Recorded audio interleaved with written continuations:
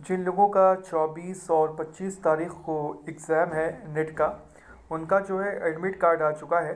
बहुत ताख़ीर से आया लेकिन आ चुका है। और एक जो बड़ा एग्ज़ाम है 25 और 26 को, एक बड़ा ये पेपर जो है कॉमर्स का एक बड़ा पेपर है, तो कॉमर्स वालों का भी जो है एडमिट कार्ड आ चुका है। 24 वालों का तो पहले ही आ चुका था। 25 और 26 वालों का भी अब जो है एडमिट कार्ड आ चुका है। आप एनटीए की ऑफिशियल वेबसाइट पर जाकर अपना एडमिट कार्ड जो है डाउनलोड कर सकते हैं। हालांकि उसकी कोई नोटिस जारी नहीं की गई है, लेकिन आप अब अपना जो एडमिट कार्ड है वो आसानी से डाउनलोड कर सकते हैं और अपना देख सकते हैं कि आपका सेंटर कहाँ पड़ा है।